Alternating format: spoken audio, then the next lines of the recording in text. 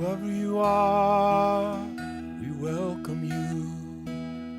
Wherever you come from, we welcome you. Whomever you love, we welcome you. Whoever you are, we welcome you. Wherever you come from, we welcome you. Whomever you love, we welcome you. Whoever you are, we welcome you. Wherever you come from, we welcome you. Whomever you love, we welcome you. Whoever you are, we welcome you. Wherever you come from, we welcome you. Whomever you love, we welcome you. Whomever you love, we welcome you.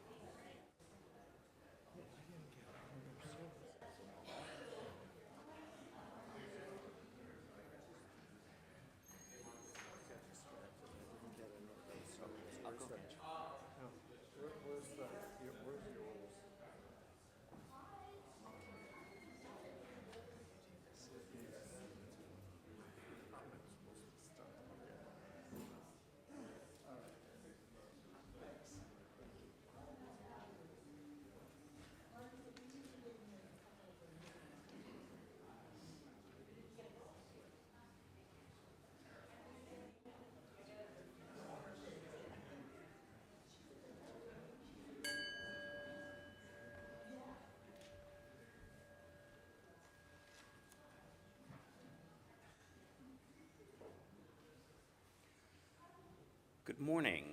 My name is Alex Cotter, and my pronouns are he and him. I am a member of the Worship and Music Committee, and I am your worship associate this morning. I am delighted to welcome you here, whether you are visiting this morning or a regular member. Please check with a greeter if you have any questions. Today, we acknowledge that we are located in a place that was once the Wampanoag village of Patuxent. We strive to follow their example and be faithful stewards of this sacred land. Our service is recorded. The recording will end prior to our candles of joys and concerns so that we can speak more candidly and personally as a community. Thank you, Lydia Robertson, for filming our service. Our service today is presented by the Reverend Art Lavoie. Our live music is offered by Emily Browder Melville, our music director. A Time for All Ages will be led by the Reverend Art Lavoie. Because our services vary from week to week, we suggest that you visit us again to experience the variety of worship that we offer. For those looking for restrooms, please take the front stairs down to the foyer, around the corner to the left, and down another short flight of stairs. We have signs up as well. And so you want to go out this door back here. We invite you to join us for fellowship and refreshments in the parish house just up the hill after the service. Whoever you are, whomever you love, whatever you believe, wherever you are on your spiritual journey, let us walk together this hour.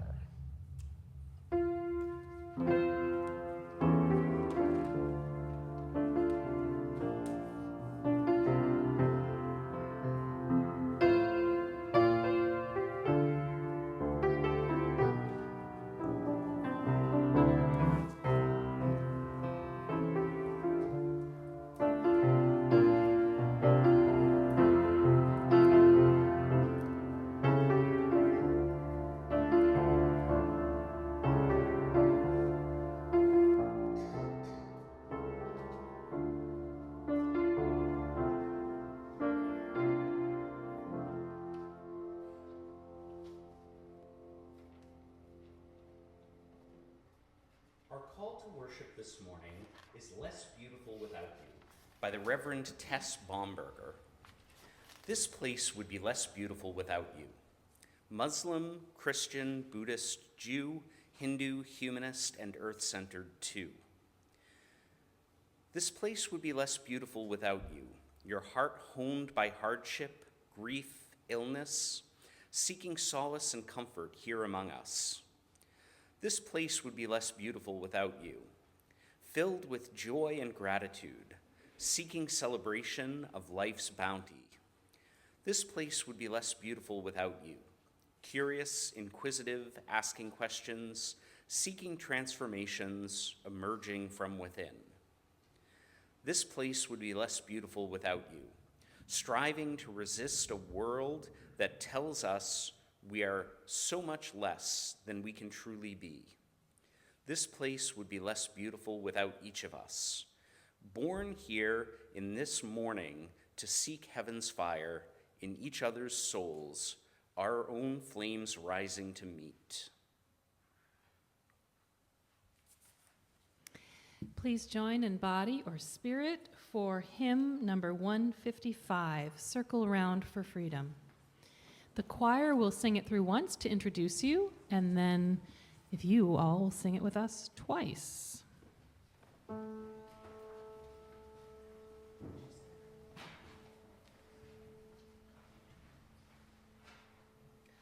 Circle round for freedom.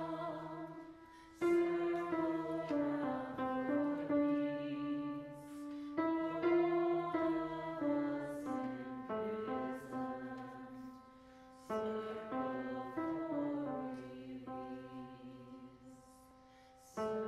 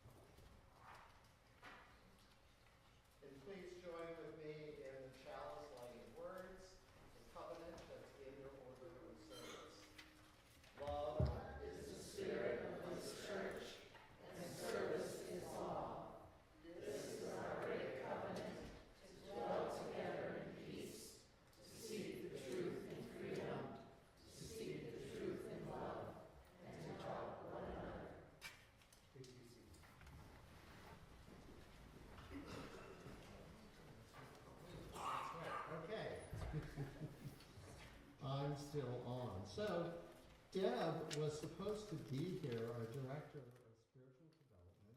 Deb Keller-Wood was supposed to be here this morning, but she and her husband and her mother have been on vacation in Mexico all week, and their flight yesterday got canceled. So they're sitting in an airport right now, I think, and there's a flight that's supposed to get them home sometime early this afternoon. So I am taking over for her and offering the time for all ages, and I'm going to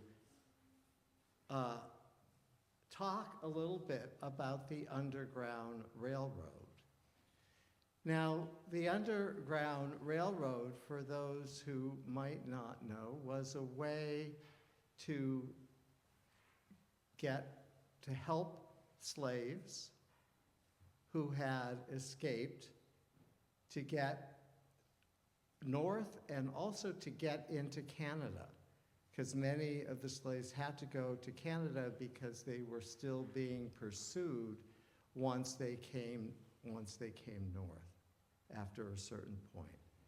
So there were several houses, farms, and places all along the way that were safe houses, that were places where people could stay and stay protected. And up in parts of Massachusetts,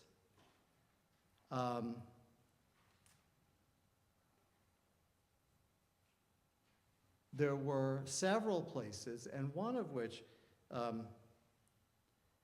Deb wrote me a text and she said, I lived next to a house in Upton with an underground, does anybody know where Upton is?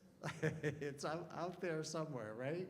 So kind of north central Massachusetts-ish. I lived next to a house in Upton with an underground tunnel from one house to another on the railroad to move people if authorities showed up at one place. In Harvard, the barn of the house I lived in was used to hide people until dark, and then they were moved to a cave at the town pond until it was safe to move them further to Canada, toward Canada. So there were a lot of places, and a lot of places in Massachusetts, perhaps some even in Plymouth, that were used as way stations, as safe places for people who were escaping slavery in the South and moving toward freedom. Kind of loosely organized, but kind of well enough organized that people knew where the next stop was and where to take people and how to guide people forward. So, part of the question I will be asking in today's sermon is, what is the equivalent of the Underground Railroad for us today? And so Stephanie is going to take the children that are here, if you want, up to the nursery where Kafaya and Lily are, since Deb is not here. So let's sing out, folks.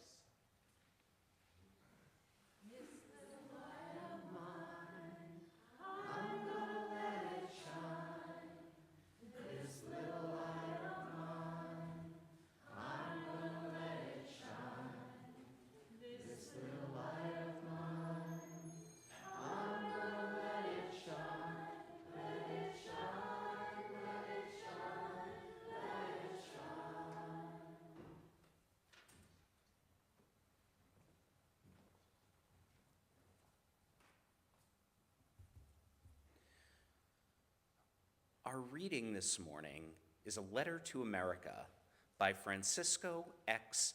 Alahone. Pardon the lag in writing you. We were left with few letters.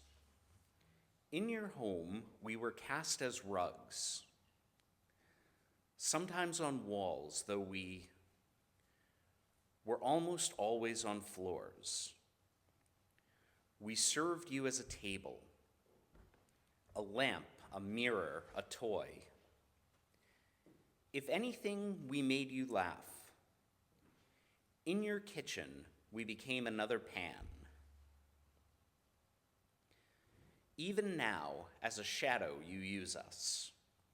You fear us, you yell at us, you hate us. You shoot us, you mourn us, you deny us. And despite everything, we continue being us. America, understand once and for all. We are the insides of your body. Our faces reflect your future.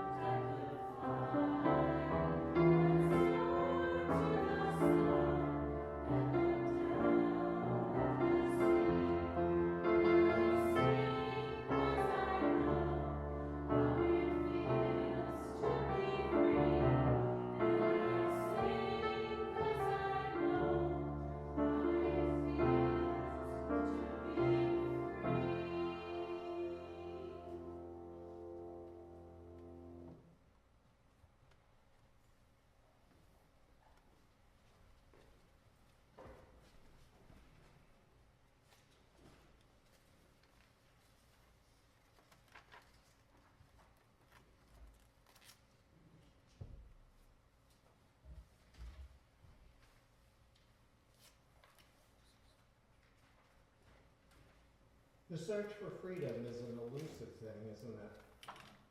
Means different things to different people, depending on what the circumstances is of our lives at any given moment.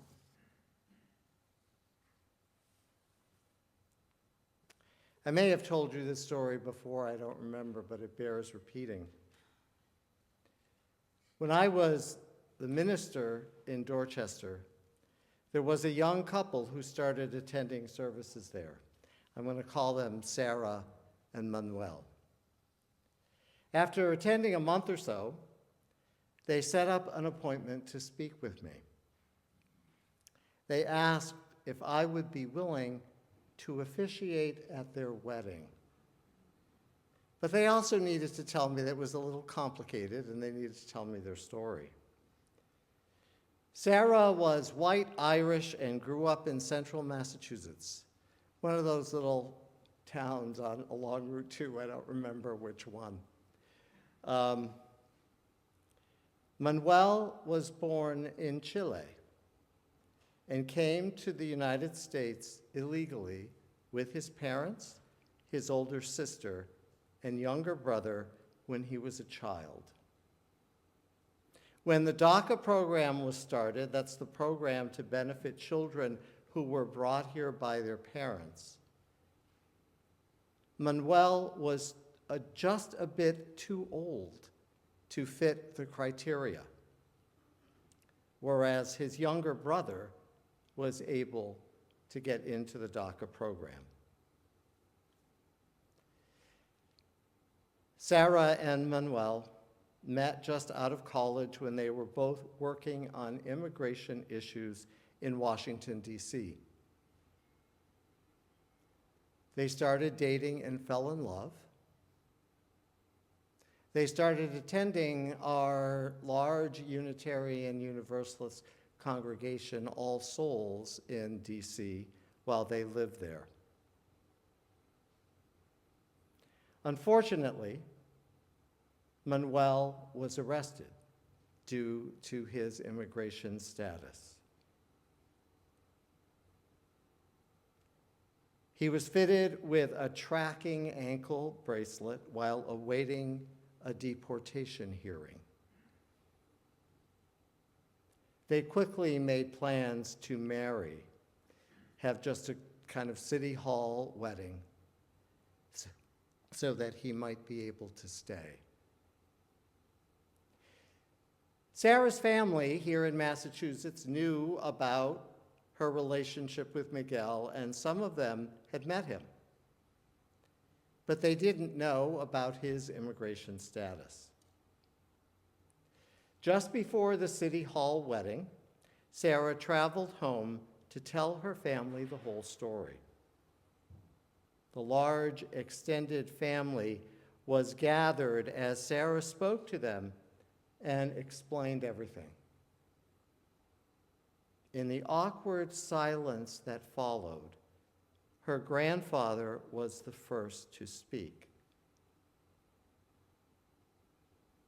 You know, that's how it was in my family when I was growing up, he said. My mother came over from Ireland and didn't have her papers. We were always afraid that she would be arrested and deported. The family was shocked. This was the first time they had ever heard that story.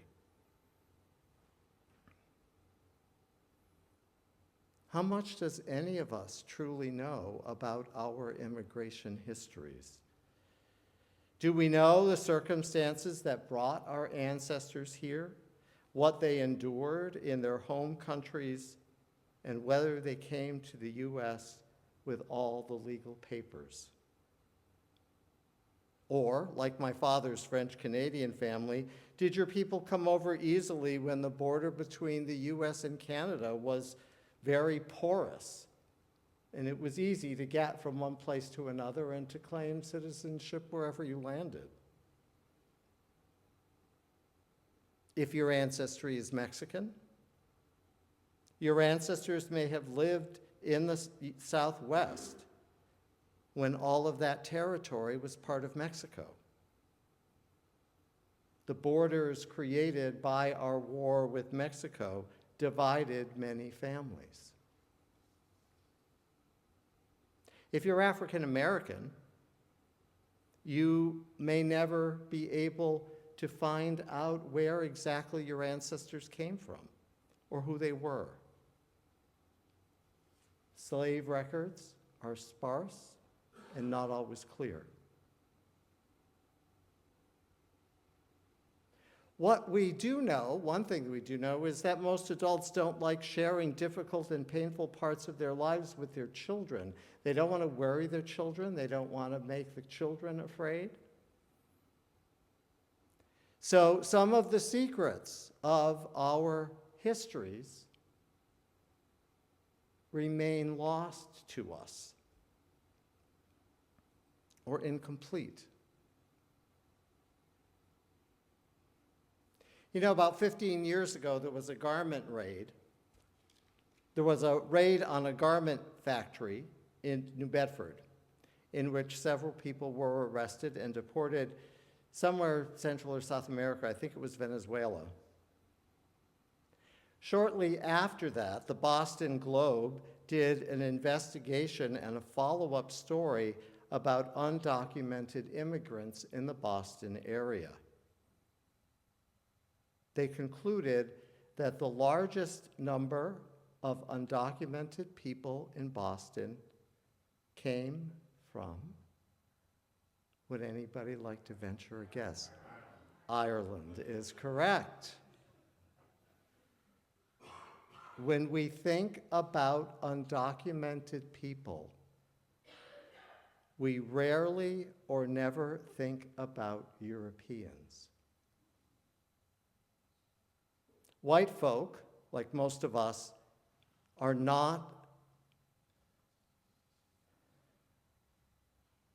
don't have an accurate perception of who might be here legally.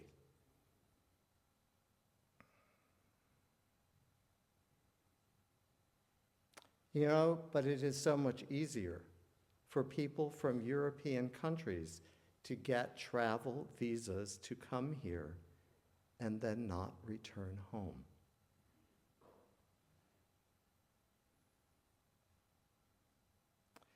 I'd like us to pause for a couple of minutes. I'd like everyone to try and think about, try to remember what you know about your own immigration histories.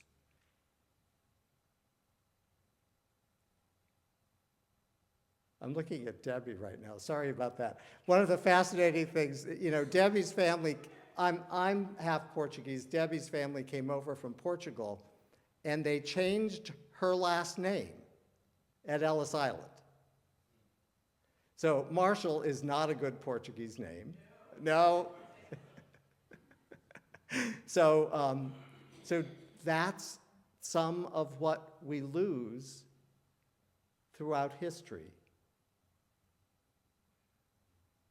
as we lose track of our roots. So I'd like us to take a minute or two and just, what is it that you know about your immigration history? What are the struggles and joys of your ancestors? Do you know the hardships they might have endured?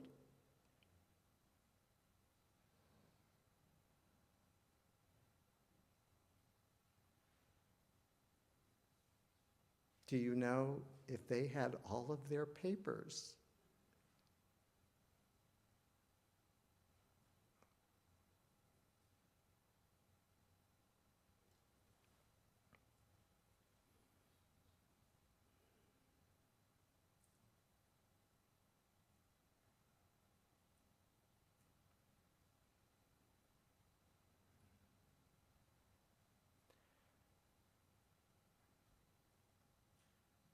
Our liturgical theme for this month, the month of February, is the practice of inclusion. I appreciate that this year's themes begin with the phrase, the practice of. I think it deepens our exploration of a theme to see the themes as values that we strive to put into practice and not just ideas that we want to discuss. But in order for us to be more inclusive, we have to know as much as we can about who we are, about what are the things that stand in our way of including another person? Are we holding on to some prejudices about people from different countries, different backgrounds, different sexual identities, ages? We can't be inclusive if we don't know what are the blockages in our own psyches. The practice of inclusion is not only the ability to welcome people who are different into our lives or into our church community. It also involves being inquisitive about their lives, about their stories, genuinely wanting to know about the lives and experiences of people who are not like us.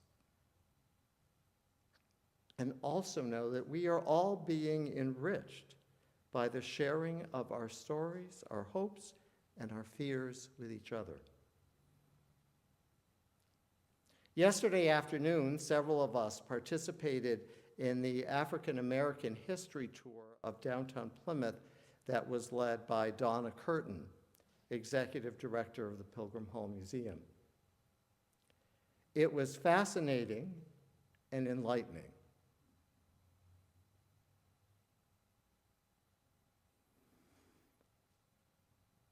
This was not specifically mentioned on the tour, but I imagine that some of the wealth of this church came from people who owned slaves.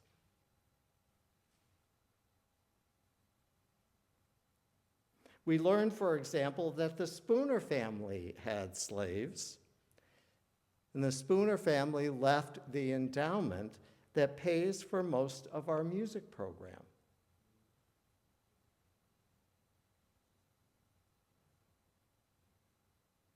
We also learned, though, that this church was likely the site of a wedding between two slaves, one of whom was a member here and her partner who lived in a different house in town. A free member, right.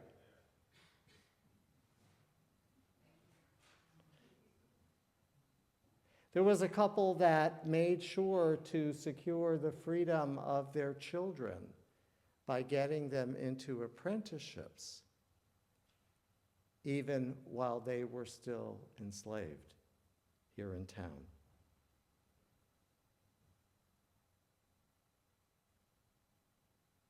We do know that our history is mixed, and it is our call to stand now on the side of love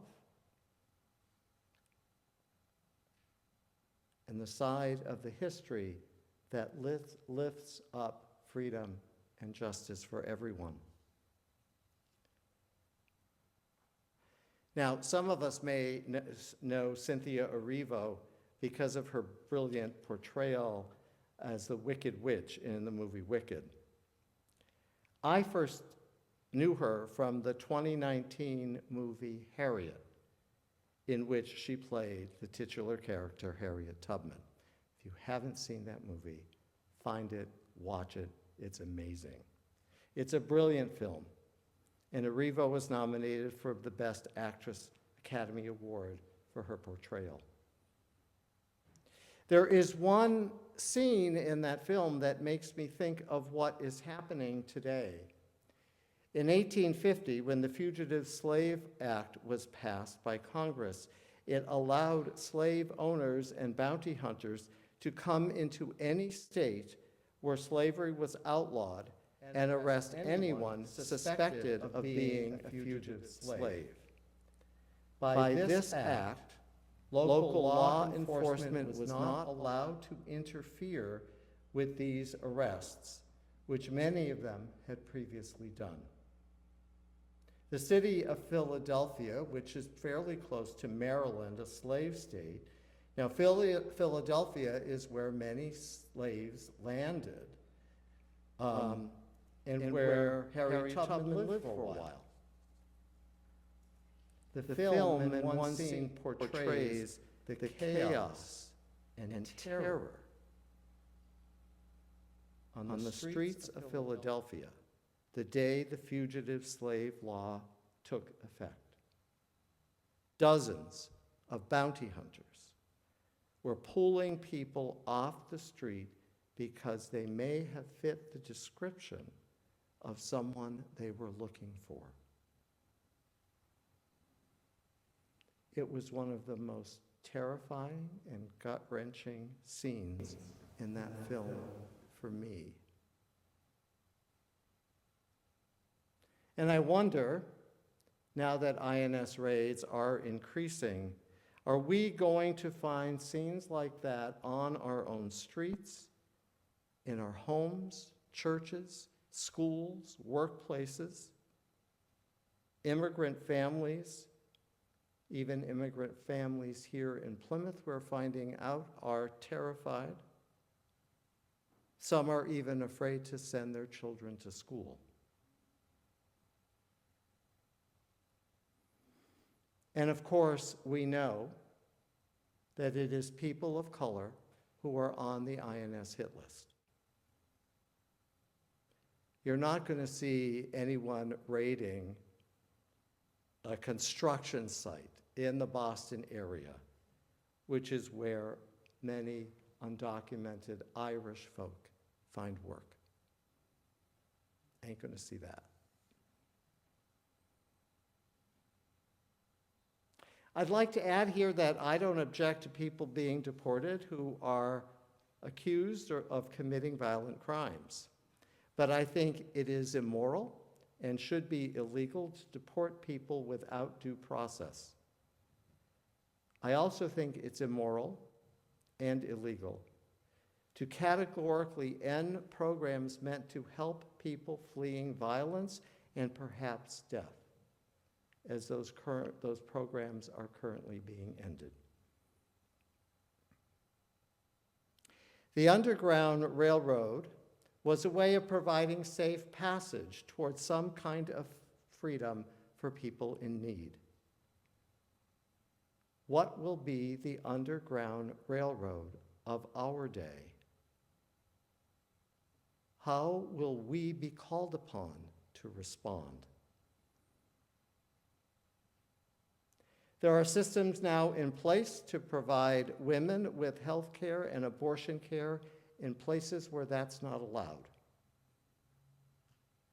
Healthcare systems in states that provide trans health care are raising money to bring trans folk here to Boston and other places where they can receive the care they are being denied in their home state.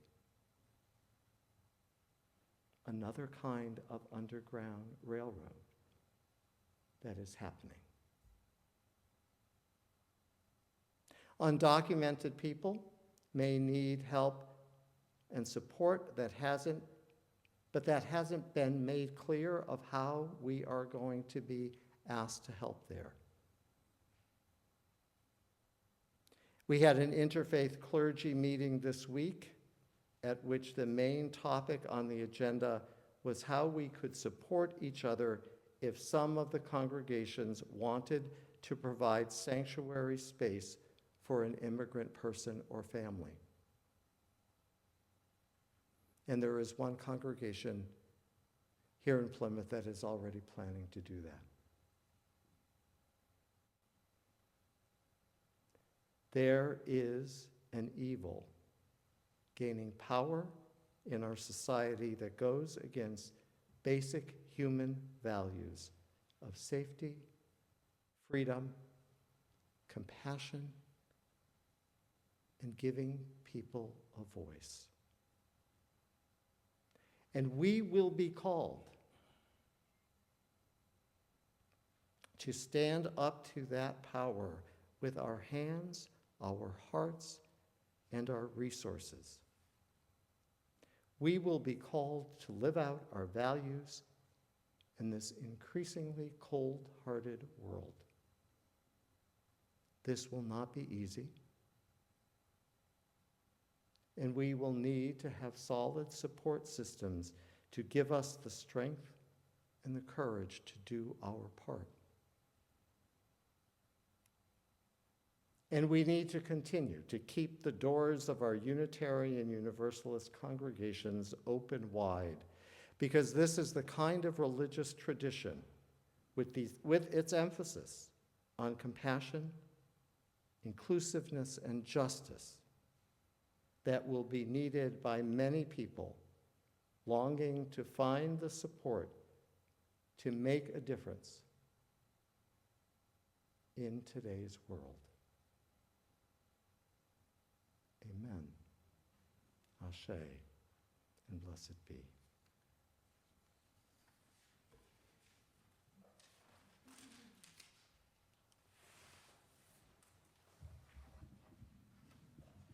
I invite people to rise in body or spirit. Number 1035 in the teal hymnal is our closing hymn. So this is a very simple and very repetitive melody, and I invite you to have fun with it.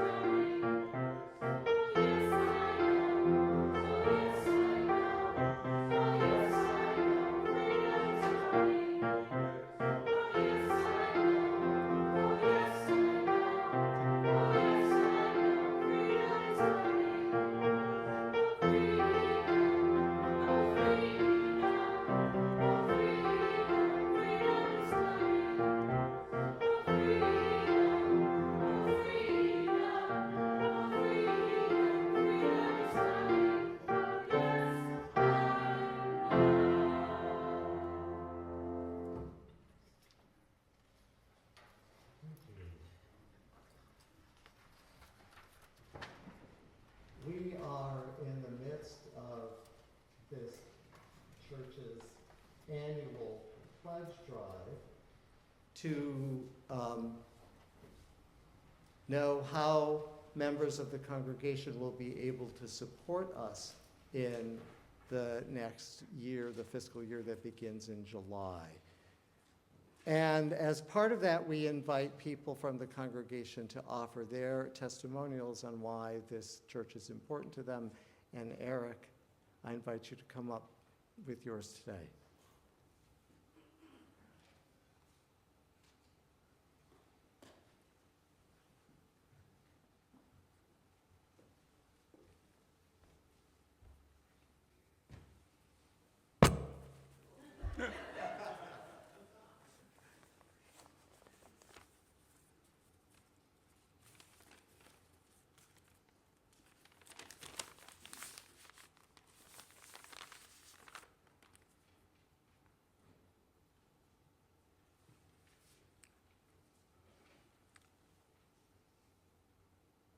I hadn't planned to digress at all, but I think I will in a couple of places here because of Art's message. It's very inspiring, and I think it's actually kind of a fit for my journey in my life. So I wanted to begin by giving you some perspective on my journey to First Parish UU Plymouth.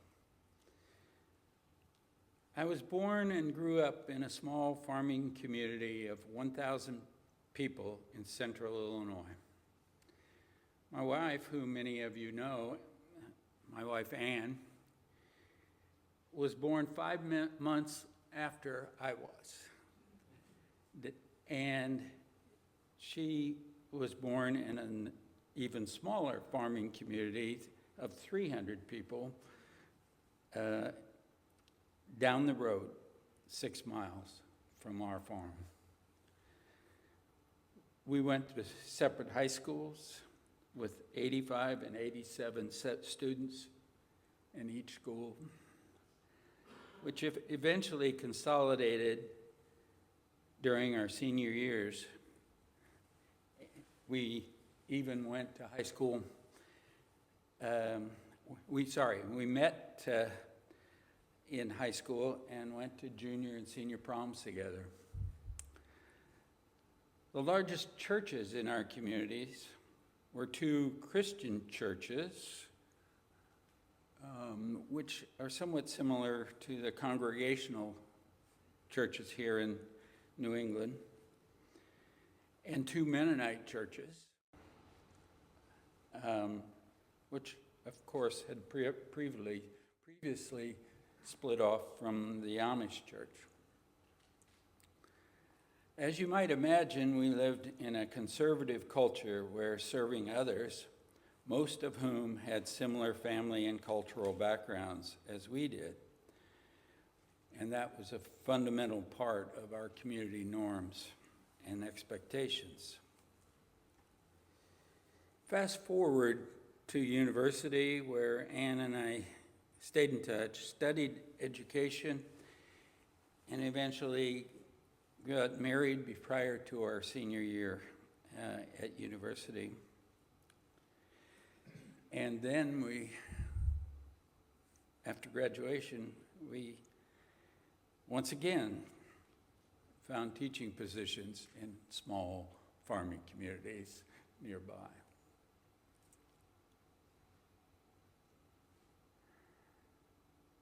I'm going to digress here because, just for a second, in our county in Illinois, it was illegal for any black person to be in the town after 7 o'clock at night, which I thought was a little strange, but whatever. Growing up, you know, you don't necessarily question laws.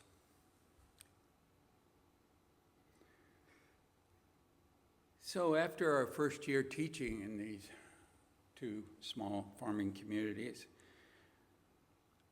we decided we wanted to explore something different from the culture that was very evident where we grew up. So we decided to travel to Europe for 6 weeks. Thinking back, we probably should have gone much further than Europe. So anyway, we returned from Europe, went on to graduate degrees, but we longed for visiting other cultures. We decided to apply for 1-year leaves of absence to teach and live abroad. Well, 1 year turned into 26 years. 4 countries, teaching in American and international schools in Norway, Japan, Switzerland, and Brazil.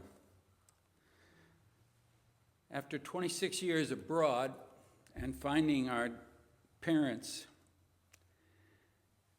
were having health issues, we decided we needed to be closer to home. But home seemed very different after living abroad for 26 years. And we were also very different in our perspective and our interest in cultures. We weren't quite sure where home was, and eventually came to the realization that home is wherever we are.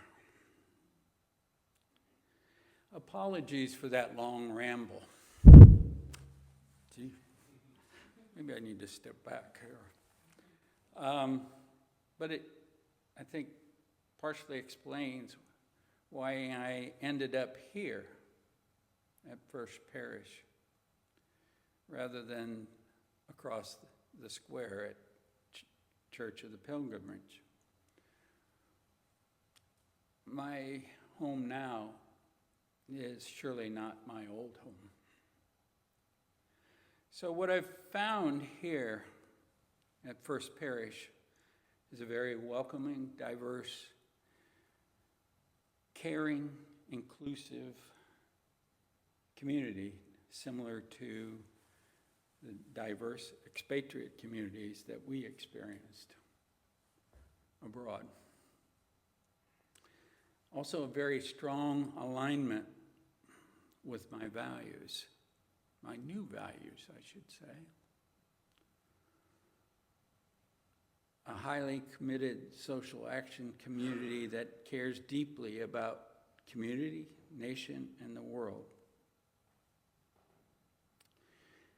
And thanks to Art Lavoie and his sermons that are insightful, thought-provoking, and inspiring. And finally, a community, a vibrant community that walks the talk. So, there are so many things in Art's sermon today that really hit home for me. So in closing, I want to emphasize that I'm very willing to pledge my personal resources to support this important community in Plymouth. And I also hope you are too. So,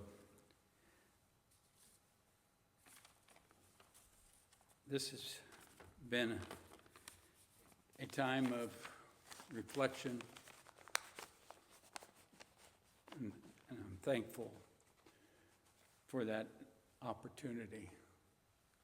I think it's really come home to me why I'm here. And I hope that many of you find a similar feeling. Thank you. Thank you, Eric.